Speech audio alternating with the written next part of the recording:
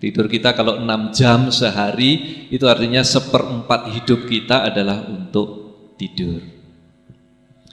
Nah, Bapak Ibu yang saya hormati, kalau tadi disampaikan bahwa ada buku serba kebetulan dan akhirnya adalah tidak kebetulan, dan memang benarlah semua peristiwa di dunia ini tidak ada yang kebetulan. Semuanya adalah serba eksak. Semuanya adalah mengikuti sunatullah. Sunatullah atau hukum Allah yang diberlakukan untuk seluruh makhluknya. Di dalam hidup kita sering berkata bahwa nanti di dunia, di akhir hayat kita pengen masuk surga. Kita pikirkan, kita usahakan dengan cara masing-masing. Kita inginnya masuk surga.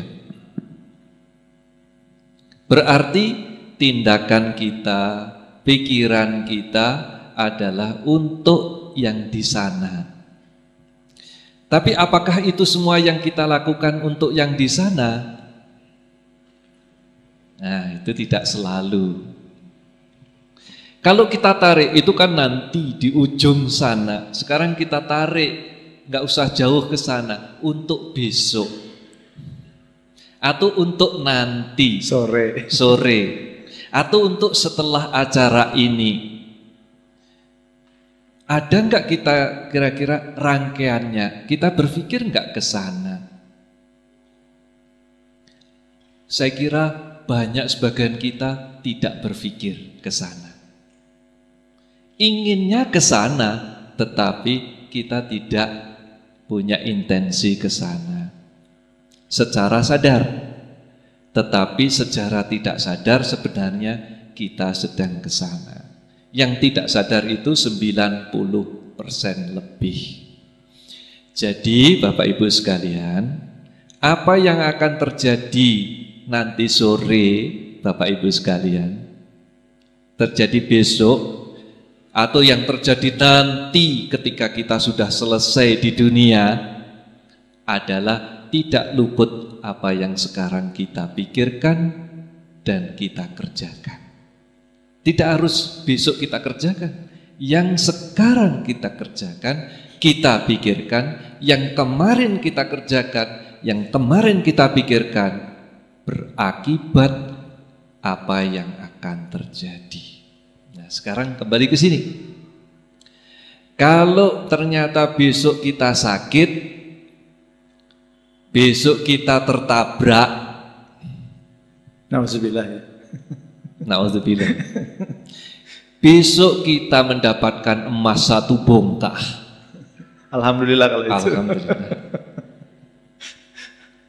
Besok kita mendapatkan rumah, besok mendapatkan sesuatu, tidak luput dari apa yang sekarang kita pikirkan dan kita lakukan. Itulah sunatullah. Tidak ada besok saya dapat 1 rumah, 1 emas, 1 bongkah. Tidak ada kaitannya dengan apa yang sekarang saya lakukan. Jadi sebab akibat itu adalah termasuk sunatullah. Tidak ada sesuatu terjadi tanpa sebab. Jadi kalau kita putuskan, kalau besok saya dapat emas, pasti ada sebabnya. Kalau besok saya tertabrak, kalau besok saya sakit, pasti ada sebabnya. Ini umum. Iya, Pak Ahmad. Itu hal yang memang sudah terjadi ya di dunia. Pasti ada sebab dan akibat ya. Sebab akibatnya. Nah, kalau kemudian yang terjadi itu tidak kita inginkan, ya, sakit ternyata, padahal saya nggak menginginkan. Nah, tadi ibu ini baik sekali, Bu Diana. Bu Diana, mau mentrace atau melihat kembali ke belakang apa yang pernah saya lakukan. Dan saya kira yang di buku ini hanya sebagian kecil yang diungkapkan. Betul, Bu? Iya. Saya kira banyak yang tidak diungkapkan. Dan kita semua bisa bercerita sendiri. Kalau sekarang Bapak Ibu mengalami sesuatu, oh sekarang saya seperti ini. Coba dilihat kembali. Sedetik, 2 detik, semenit, sejam sebelumnya apa yang Bapak Ibu lakukan. Bertanya pada diri sendiri. Bertanya pada diri sendiri. Jangan bertanya pada rumput yang bergoyang. Gak ada jawabnya. Bertanya pada diri sendiri. Bukan hanya yang kita lakukan, termasuk yang kita pikirkan. Sebab Allah mengatakan, lillahi ma fis samawati wa ma fil ard wa in tubdu ma fi anfusikum au tukhfuhu yuhasibkum bihillah.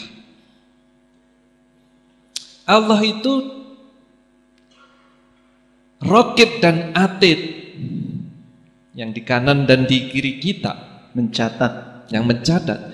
Itu tidak hanya yang kita lakukan, yang kita nyatakan, yang hanya 10%,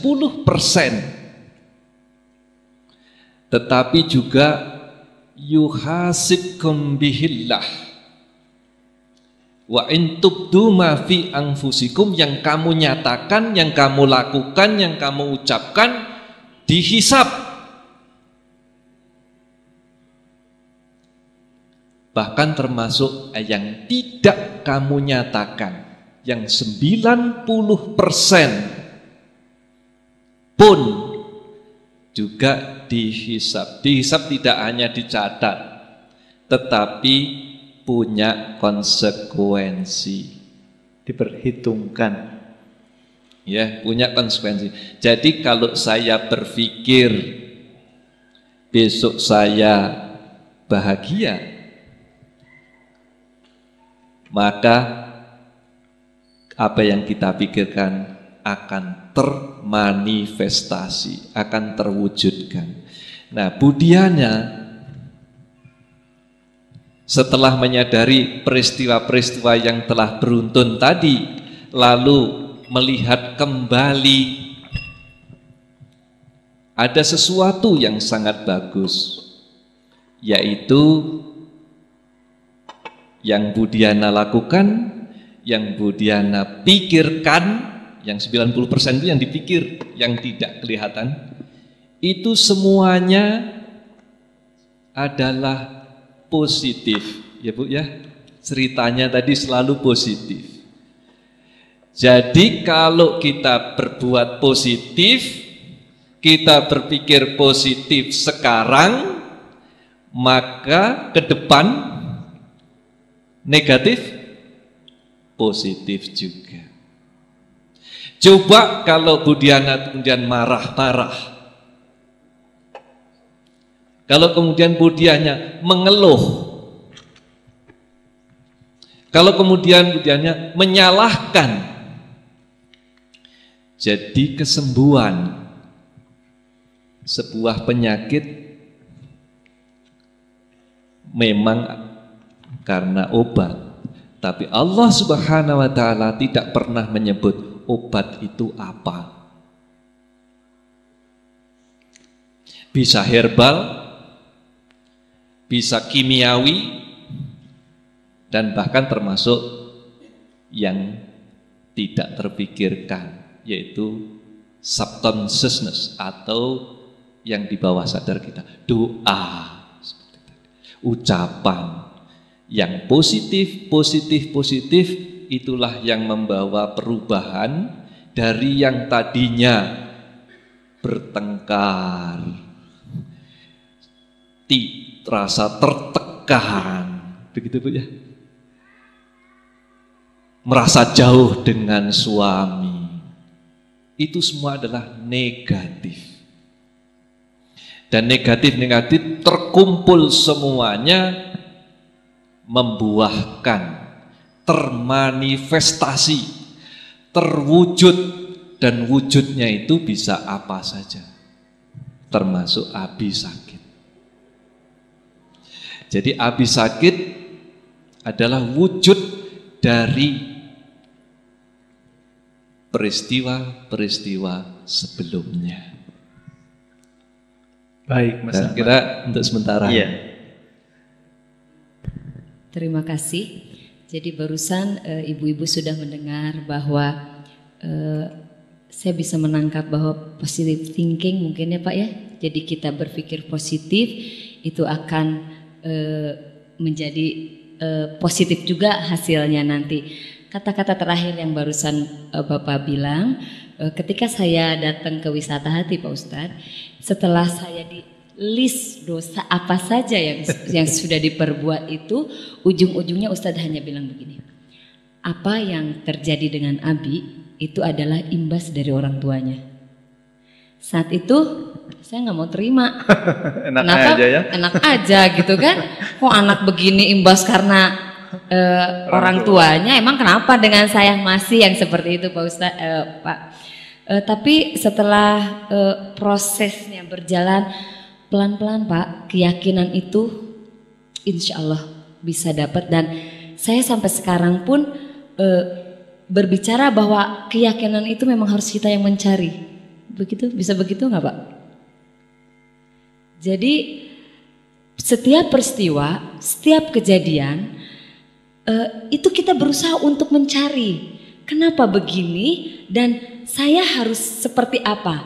Itu membuat keyakinan kita semakin bertambah karena kuat. saya rasa ya keyakinan itu tidak ujuk-ujuk gitu loh Pak. Blek aja kayak begitu. Sama begitu pun dengan rezeki lah Pak, katakan. Itu ada buah di sana, saya ingin makan buah itu, saya diam aja di sini, nggak mungkin buah itu akan jalan sendiri. Tapi saya akan berusaha untuk meraih buah itu.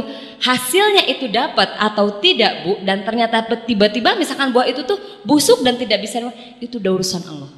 Yang penting saya berusaha, saya berikhtiar, hasilnya nanti seperti apa itu udah urusan Allah. Jadi saya bisa, alhamdulillah saya menambah lagi bahwa ternyata positif, berpikiran positif itu sangat luar biasa.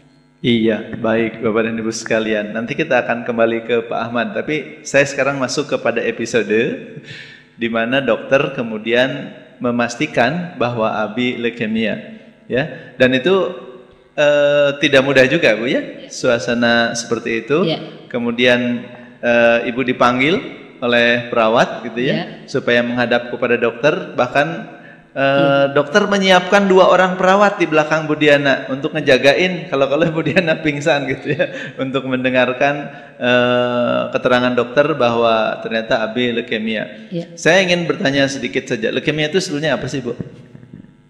Leukemia itu makanya di dalam buku ini kalau ibu-ibu nanti membaca ada ilmiah ataupun istilah kedokterannya itu betul-betul saya mencari karena ketika Abi divonis leukemia itu saya tidak mendapatkan apa sih itu leukemia, itu hanya sedikit sekali informasi, itu pun saya didapatkan di buku bagaimana merawat anak sakit, hanya gejalanya saja leukemia itu seperti apa.